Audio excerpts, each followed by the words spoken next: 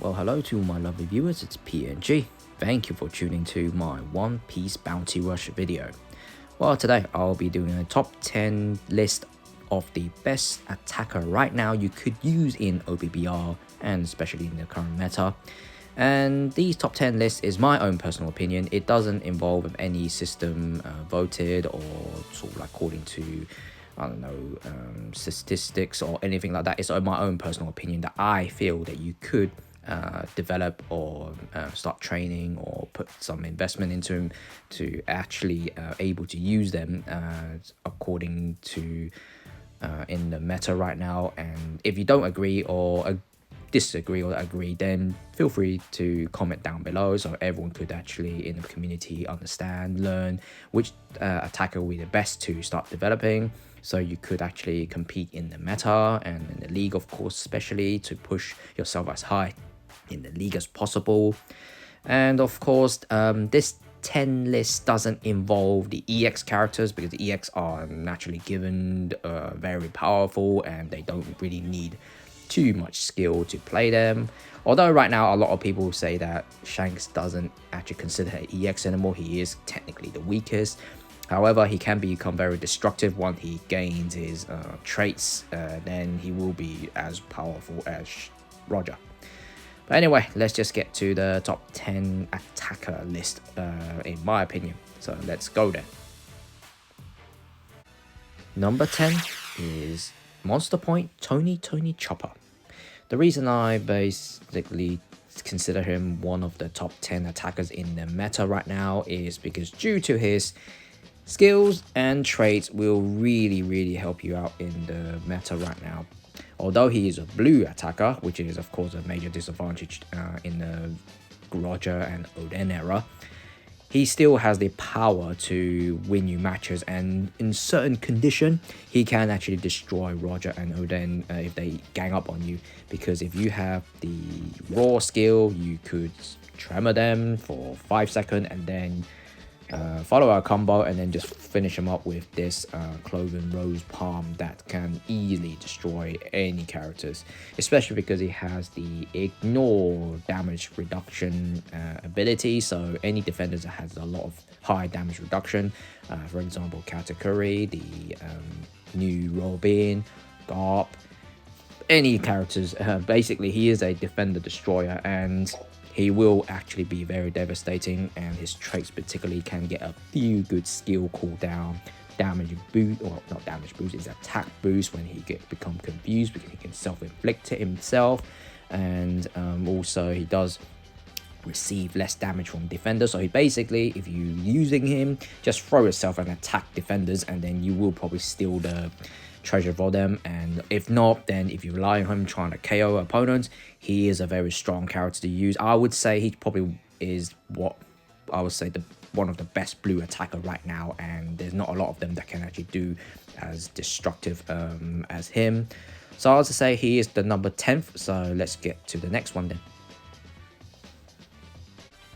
On the 9th place is King of the Day Dogstorm, or Inuarashi. Dogstorm is actually a very good, on himself, he's a very good attacker himself. But the most importantly that he is considered a support attacker. The reason why is that is if anyone doesn't know about King of the Day Dogstorm is his traits. His traits does make up for him to be a very good attacker. For example, one of the most important is when if you use him on beginning of the match, for the first 90 seconds, he does get a damage increase towards your enemy, 20% more. And also, every time he lands skill 1 on your opponent, he will stack up the attack boost. So each time you use it, it's 10% attack boost and maximum 30%. So if you manage to hit your opponent with your skill 1 3 times, then you'll get a 30% attack boost. But the most important and the unique about him is your attack stack can actually transfer to your second character. So like for example, if your second character is Whitebeard immediately get a 30% attack boost when he spawns. And you know, Whitebeard will get a major advantage, so because Whitebeard also get the attack boost when he does KO opponent, so giving him that 30% attack boost immediately, Whitebeard will be even more destructive. Well, the most destructive and the cancerous character if you have your second character is Roger. No need to explain that. But even without that, his skills are great. This skill 1 is a mid-range attack and it shocks the opponent, and then of course naturally he will just get his attack buff up. He'll get even ridiculously delivering high damage output. And then if you can follow up with his second skill, then he pretty much will just one-shot the opponent. And I have to say, Dogstorm on itself is actually a very powerful character, and if you get him at 6-star, he will be very good. So I would say he's not going to be a disappointment for anyone who has him. I don't see a lot of people using him, maybe because they're not familiar with him, but he is one of the best characters you could use, not only because his secondary character, well, helps the secondary character on his own. I can still KO a lot of opponents, including Rogers. On the 8th place is one of my personal favorite attacker, Big Bomb Pirates, Sweet Free General, Charlotte Katakuri, the original version, the red attacker. Surprise? No, I don't think you should be surprised, because after Katakuri got his buffs, he has become much more viable, and I have to say he is far more better, and he can really give those Roger and Oden and headache, especially if you have him at maximum level and boost 2 at least. He is very destructive, especially now his skills has a massive improvement. They are much faster and they can actually land the hits much more better. And also everyone is familiar now that of course he is kind of like a glass cannon, but the most important trait that he has improved on is that he can get his skill 2 far more quicker now every time he's been attacked. So every hit he gets is a 5% skill 2 cooldown. That makes it very destructive, including that he can do 10% more damage towards the green element character, because he is stronger against the green element character. So if you fight alone with a green element character, he does do 30% more damage, because 20% is already for any other character, but 10% more to the green character. So pretty much if you fight alone with Roger and you can land his power mochi, it's a one-shot, I can assure you that. And his, of course, Rainbow Mochi is the most useful one, but it is a area attack. You can destroy multiple characters and it's a multiple hit. So if you land this hit on like particularly defenders, they will pretty much a one-shot ability. I use this move pretty much most of the time to destroy Blackbeards and any characters. But this move, you will have access to it much more quicker, because this cooldown has improved compared to his older version. So I would say Katakuri, feel free to use him. He will be very useful now, and I'm having fun playing him. And if you want to, I do have gameplays for him, so you can check it out. But he is on the 8th place on my top 10 attackers, so let's go to this. On the 7th is the Dark King himself, Silver's Rayleigh. Rayleigh is, well, in the past, he is definitely one of the top 5 attackers, and his position has slightly fallen backwards because of Roger. Roger is a pain in the backside for him. He generally would counteract Rayleigh's unique ability, which is his perfect dodge, stunning your opponent, and then gain a 70% attack buff in order to one-shot many opponents. But Roger, of course, will able to withstand that most of the time. However, if you focus Rayleigh's stats to be attack-based, more attack stats, then pretty much you still able to one-shot the Rogers. And of course, naturally, any other character will be just as victim to him. And in order to use Rayleigh very effectively, you have to be a very experienced player, and knowing the right time to do the perfect dodging and gain his character trait, so he could just teleport towards your opponent and then just either use skill 1 or skill 2 to do your one-shot ability, and then destroy as many opponents as possible. Rayleigh is still like one of the best attackers, really, but he does require a experienced, skillful player to use him. If you are just starting the game and you're quite early stage in the Opbr, then I wouldn't recommend you to use him. It's generally designed for players are quite experienced in the game right now. Then you will able to utilize his full potential. On the 6th place is Land of Wano Xray. Xray is certainly right now with his new buffs, he is probably one of the best attackers you could use in the current meta. Especially his skill 1, that's the main selling point about him, is the Allosaurus Assault. Long range charge attack with a knockback effect, and then it disregard your opponent's defense. So no matter how your high defense is, it's just gonna bust through it, and then pretty much a lot of time you'll be one-shotting your opponent. And then the good thing, of course, once you one-shot him with the skill 1 and Allosaurus Assault, you will get a skill cooldown immediately, 50%. So if you can kill 2 opponents straight away, then you can get it back immediately. And you do receive less damage from defenders, although it's not important right now because there's not much Blackbeards or defender focus meta right now. But the most important is Xray has very quick attack, so you could actually outmaneuver a lot of opponents, and you can continue to do your attack. And especially if you could catch your opponent off guard with your Allosaurus Assault, it will be a one-shot, especially Roger's. Xray's main change from his trait was that he can actually withstand staggering now. So when you use skill 1, he's changed down to stagger. There's no longer any requirement for that, so he will able to charge without any concern, so you have to be careful. But Xray, you do need to be at full maximum level, including the character boost speed boost 2, in order to able to be very effective. But I would say Xray is certainly a very good attacker for your selection, so I would say use it. On the 5th position is Formal Navy Admiral Kuzan, or Kiji. Kuzan is a step-up character, and I have to say he is one of the best attacker in the game, and well, his main problem is your allies, really. His skill 1 is very perfectly, can actually cause a lot of destruction. You know that his move is a hold down effect, and he can just keep moving around and then just freeze your opponent and then give it the chill.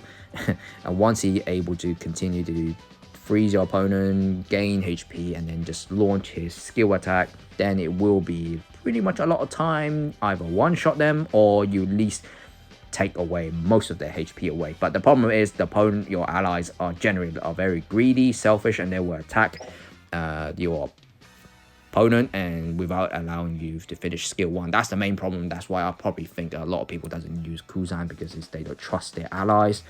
However, Kuzan is definitely one of the best characters because he's got great traits. He can have 5% chance to freeze your opponent if he's been attacked, which is quite good. And he does have damage increase. He can't get one-shotted. Most of the time, if you got left with 1 HP and then you manage to retaliate with your skill 1, then you will gain back everything, and then you will be pretty much able to destroy your opponent. As I said, your main problem is your allies. So hopefully anyone who sees your allies are using Kuzan, be smart, don't be selfish, but he will able to destroy your opponent with his skill 1 far more better than you. But Kuzan, with when I use Kuzan, I normally would equip him with these metal sets so he could have a chance to freeze and shock you, and it's very nasty.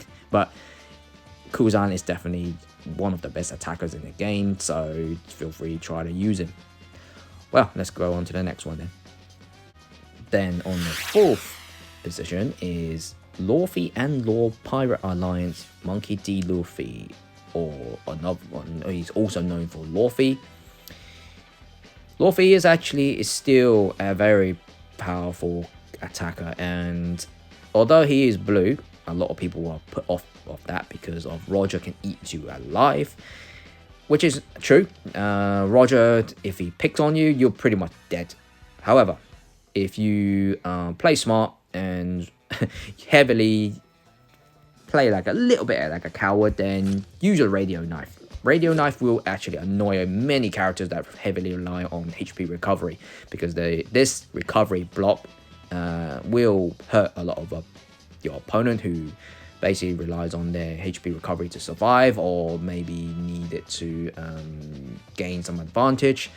This move can deny everything, and it's a very short cooldown, and it can also lower your opponent's defense as well. So it's a very deadly skill that Luffy has on his sleeve, including of course his skill 2 is still powerful. It basically teleports your opponent towards yourself, and then you just do a red hook in their face.